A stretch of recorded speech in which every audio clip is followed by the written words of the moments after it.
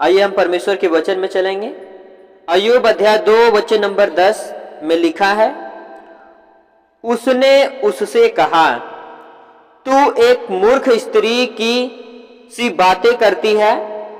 क्या हम जो परमेश्वर के हाथ से सुख लेते हैं दुख न लें?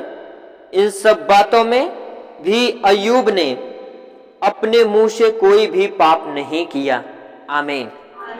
अब ये बात मैं जो आपको आज का वचन बता रहा हूं, ये बात है अय्यूब के जीवन की। अय्यूब जो परमेश्वर का दास है, उसके पास एक बड़ा राज्य था। वो राजा परमेश्वर को मानने वाला था और एक बार शैतान उस राजा की परीक्षा करने के लिए उस अय्यूब जो परमेश्वर का दास है उसकी परीक्षा करने के लिए आता है और अय्यूब का सारा जायदाद नष्ट कर देता है। सारा जायदाद चला जाता है, उसके बच्चे मर जाते हैं, उसे पशु पक्षी जो भी थे सब कुछ एक तरफ से खत्म हो जाता है। और यहां तक अय्यूब के ऊपर इतना शैतान विपत्ति डाल देता है कि अय्यूब के पैर के नाखून से लेके सर के बाल तक सारा फोड़ों से भर देता है। सारा शरीर उसका फोड़ों से भर जाता है। शैतान जब सारा शरीर फोड़ों से भर देता है तो बाइबल बताती है फिर भी अय्यूब जाता है राख में बैठ करके और यहोवा कहता है, हे यहोवा तेरा धन्यवाद, हे यहोवा तेरा धन्यवाद। इतने में उसकी औरत आई और उसे देखती है और बोलती है, चुप रहो, जिस तुम्हारे परमेश्वर ने सब कुछ तुम्हारा ले लिया।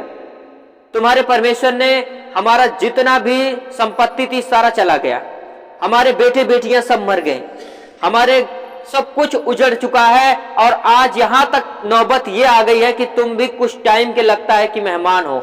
आज चल रहे हो, कल नहीं चलोगे। तुम्हारा भी शरीर पूरा घावों से भर दिया उसने, फिर भी तुम उसका धन्यवाद कर रहे हो। तुम उसको बुरा बोलो, तुम उसको क्या करो? वो कहता है, हे मूर्ख स्त्री, तू चुप हो जा, क्योंकि यहोवा ने मुझे इतने दिनों तक सुख दिया, मैंने उसके हाथों से इतना सुख लिया, तो क्या मैं उसका थोड़ा सा दुख न लूं? अय्यूब, ये होता है एक परमेश्वर के सच्चे दास, सच्चे भक्त का जो अंदर परमेश्वर का प्यार होता है, इसी प्रकार का होता है। ये नहीं कि सुख में हालेलुया धन्यवाद, दुख आया तो परमेश्वर से दूर या परमेश्वर को गाली निकालने लगना। ये सच्चे भक्त नहीं होते।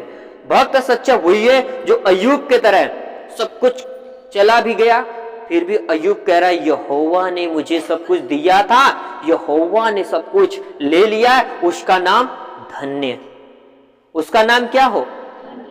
और बाइबल बताती है कि अय्यूब के इन्हीं बातों के कारण अय्यूब को वो परमेश्वर ने धर्मी ठहराया, अय्यूब को पापी नहीं गिना, क्योंकि अय्यूब ने अपने मुंह से एक बार भी परमेश्वर की निंदा नहीं की। एक बार भी अपने परमेश्वर की निंदा नहीं की अपने मुंह से। बाइबल में लिखा है साफ साफ कि अय्यूब ने अपने मुंह से कोई पाप नहीं किया। शैतान पहला जो पाप मनुष्य के जीवन में करवाता है वो है उसके मुंह से। मुंह से मनुष्य के ज्यादा पाप होता है।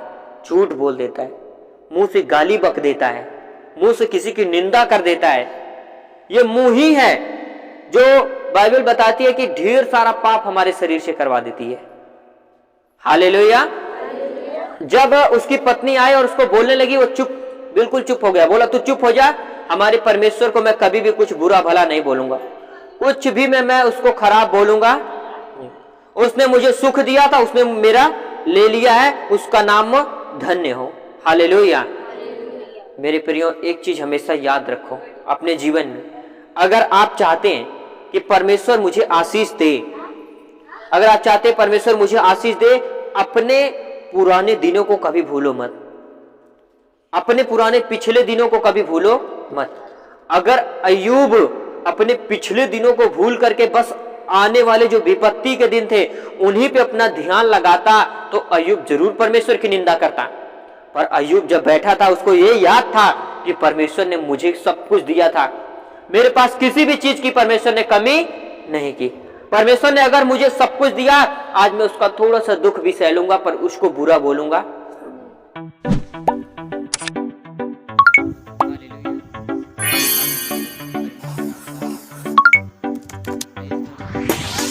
किसी के जीवन में नाना प्रकार की समस्या आ गई है, उन समस्याओं से लड़ रहा है, सभी लोग लड़ रहे हैं, एक फाइट हो रही है। मेरे प्रियो, परमेश्वर ने आपको